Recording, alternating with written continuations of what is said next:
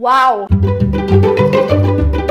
Olá, meus amores! O vídeo de hoje faz parte do projeto Humanas, que reúne um monte de mulheres maravilhosas aqui desse YouTube para falar de literatura, gramática, inglês, espanhol, um monte de assuntos pra gente arrasar no Enem e no vestibular. E eu vou falar de que? Artes. Nesse resumão de hoje eu vou falar principalmente de vanguardas europeias, passando pelo impressionismo e modernismo brasileiro. Começando com os impressionistas, que são os pioneiros dos movimentos modernos. Estamos em meados de 1860 em Paris. A cidade está passando por uma renovação liderada pelo Barão de Haussmann. Industrialização, ferrovias, a modernidade mudava a vida das pessoas. E a arte que vigorava era a da academia. O salão oficial era o evento que consagrava os artistas e que determinava o que era arte. Mas a academia impunha uma série de regras e padrões para a criação artística, e tinha os artistas querendo fazer diferente. E eles encaram a academia para criar outra forma de arte. A rigidez das cenas é substituída pela impressão da realidade capturada pelo olho em um momento específico. Tudo começa com a Olímpia do Manet no Salão Oficial de 65. As pessoas ficam horrorizadas. Ele retrata uma prostituta moderna que encara os espectadores de frente. E o estilo da pintura não segue as formas da academia. Os visitantes tratam a pintura como inacabada e o Manet como um amador. Em 1874, esses artistas não acadêmicos realizam a sua primeira exposição. A tela impressão Nascer do Sol, do Monet, que evoca o nascer do sol com pinceladas livres, é desdenhosamente chamada por um crítico de uma tela impressionista. Sem querer, ele batizou o movimento. Os impressionistas saem do ateliê e vão pintar ao ar livre, no campo ou na cidade. As pinceladas são mais leves, fragmentadas para registrar o efeito da luz. As cores são mais suaves. Eles realizaram 8 exposições e fazem parte do grupo impressionista artistas como Pissarro, Degas, Berthe Morisot, Manet, Monet, Renoir. Resumão do impressionismo: os artistas querem ir além das regras impostas pela academia. Eles pintam a impressão da realidade capturada pelo olho em um momento fugaz. Pintar ao ar livre, pinceladas mais leves, cores mais suaves caracterizam as suas telas. Expressionismo: início do século XX, o ambiente das cidades gera uma certa ansiedade da relação entre a humanidade e o mundo. Os artistas vão além de retratar a impressão da realidade capturada pelo olhar e querem incluir os seus sentimentos na obra. O Van Gogh, com a intensidade das suas telas, é precursor do expressionismo, o Munch também. Assim como o fauvismo do Matisse e do Derain também tem características expressionistas. Mas o movimento expressionista em si nasce na Alemanha em 1905, com os artistas que fundam o grupo A Ponte. Eles não buscam a representação fiel da realidade, mas a alma das coisas. O que se sente, a visão subjetiva e emocional, cores vivas, pinceladas vigorosas, distorções dramáticas. O Kirchner é um dos nomes importantes do movimento. Sua cena da cidade traz a alienação claustrofóbica da vida moderna. Em 1911 surge um segundo grupo criado pelo Kandinsky, que era russo, mas morava na Alemanha, chamado o Cavaleiro Azul. Além de representar o mundo através de sensações e sentimentos internos, eles trazem para as telas uma busca pelo espiritual, a essência, a pureza da natureza, e vão em direção à abstração. A música é muito importante para eles, principalmente o Kandinsky, para quem as cores e o som têm uma relação intensa. Outros artistas que participaram do expressionismo foram Franz Marc, Paul Klee, Gabriele Minter. O expressionismo influencia literatura, música, cinema e outros movimentos das artes, como o expressionismo abstrato do Pollock. Resumão: o expressionismo é fundado na Alemanha por 2 grupos diferentes. Em 1905, a Ponte do Kirchner, e em 1911, o Cavaleiro Azul do Kandinsky. Eles querem incluir a expressão dos sentimentos internos do artista na obra. Distorções das formas, cores fortes, pinceladas intensas caracterizam as telas dos expressionistas. Cubismo: se Van Gogh influenciou os expressionistas, Cézanne é o pai do cubismo. Ele pinta a paisagem de ângulos diferentes e geometriza a cena. Afinal, o modo como nós realmente vemos as coisas não é de uma única perspectiva, mas pelo menos de 2, cada olho vê de um jeito. Em 1907, muito influenciado pelo Cézanne, o Picasso pinta Les Demoiselles d'Avignon. Os corpos das mulheres são geométricos, bidimensionais, ele simplifica totalmente os detalhes. Não há nenhuma tentativa de imitar a realidade. Os amigos artistas ficam chocados com essa tela. O Braque é o único que se aproxima do Picasso para pensar junto a intenção daquela pintura. E dessa parceria nasce o cubismo. O cubismo reconhece a bidimensionalidade da tela. Não tenta recriar uma ilusão de 3 dimensões. Eles não olham para um objeto com perspectiva, mas de todos os ângulos possíveis. A primeira fase do cubismo é o cubismo analítico, que se caracteriza pela análise obsessiva de um tema e do espaço que ele ocupa. Fundir múltiplos pontos de vista em uma única tela. O violino é visto de todos os lados, de cima e de baixo, ao mesmo tempo. Mas eles não faziam pinturas abstratas, pelo contrário. Eles buscam representar objetos corriqueiros como cachimbos, instrumentos musicais, mesas, garrafas, que fossem reconhecidos com mais facilidade. Mas eles sabiam que a sua pintura estava cada vez mais ilegível e começam a acrescentar palavras às telas. E então outros materiais, como papéis de parede. Eles inventam a colagem nessa segunda fase do cubismo, que é conhecida como cubismo sintético. Se apropriar de elementos da vida real e incorporar na pintura é revolucionário. É uma nova relação da arte com a vida. Fernand Léger e Juan Gris são outros artistas que aderem ao cubismo. Resumão: influenciados pelo Cézanne e os múltiplos pontos de vista de uma paisagem ou objeto, Picasso e Braque fundam o cubismo. Geometrização e simplificação das formas, ausência de perspectiva, análise obsessiva de um tema caracterizam o cubismo analítico. Incorporação de materiais como papel de parede e trazer para a arte elementos da vida real caracterizam o cubismo sintético. Futurismo. Estamos em 1909. O clima de modernidade, as cidades avançando, máquinas, novas invenções, a vida fervilhando 24 horas por dia com a invenção das novas lâmpadas elétricas. Cada vanguarda reage de um jeito às condições do mundo e os futuristas adoram tudo isso. Mais precisamente, Filippo Tommaso Marinetti, um escritor italiano bastante polêmico e ousado. Em 20 de fevereiro de 1909, ele publica o seu manifesto futurista em um grande jornal francês. Ele sabia que só assim ele chamaria a atenção da elite intelectual. Filippo era um excelente marqueteiro. E no seu manifesto ele menospreza o passado e exalta tudo que é novo. Que se destruam os museus, as bibliotecas, as cidades veneradas. Um automóvel é mais bonito que a vitória de Samotrácia. Ele vai além e glorifica a guerra. O futurismo é abertamente político desde o começo e ele se associa ao fascismo. Umberto Boccioni e Giacomo Balla são alguns dos artistas italianos que o Filippo recruta para o seu movimento. O dinamismo da vida moderna era o elemento principal das obras. A escultura em bronze do Boccioni mostra essa fusão do homem com a máquina. Ele é tipo um ciborgue, tem a velocidade na inclinação do corpo. As obras futuristas se empenham em fundir tempo e espaço e são influenciadas pelas formas cubistas. Resumão: o futurismo é fundado pelo escritor italiano Filippo Tommaso Marinetti em um manifesto publicado no jornal francês em 1909. Eles são fascinados pela experiência moderna, amantes da velocidade, das máquinas, fora o velho, viva o novo. O futurismo é abertamente político e colabora com o fascismo. Dadaísmo. 1914, Primeira Guerra Mundial. Os artistas estão decepcionados e horrorizados com as desumanidades da guerra. E ao mesmo tempo cínicos com o mundo racional. Hugo Ball, poeta filósofo alemão, foge para a Suíça e lá abre um clube de artes chamado Cabaret Voltaire. A ideia era convidar artistas para números musicais e leituras e encontros diários. O Tristan Tzara é um dos artistas que participa dessas noitadas de arte. E juntos eles fundam o dadaísmo. O Dada é contra tudo. Contra o establishment, contra a sociedade, contra a religião e, acima de tudo, contra a arte. Eles querem destruir a arte a partir de uma conduta ilógica, irracional, desordenada. Eles subiam no palco do Cabaret Voltaire e faziam apresentações nonsense que misturavam música, poesia, dança. Eles são muito performáticos. E apesar da aparente falta de significado, o dadaísmo é um dos movimentos mais intelectualizados. Eles questionam o papel do artista e da arte e propunham, por exemplo, a criação de um novo sistema baseado no acaso, porque para eles a vida é aleatória e imprevisível. O Hans Arp faz colagens em que ele joga os papéis ao acaso sobre a tela. O Marcel Duchamp é considerado o pai do Dada, mas quando o movimento aconteceu, ele e o Francis Picabia estavam morando em Nova York. Eles souberam dos dadaístas a partir de uma revista internacional e eles já tinham esse espírito anarquista, provocador, absurdista. A fonte de 1917, que é um urinol que ele assina R. Muth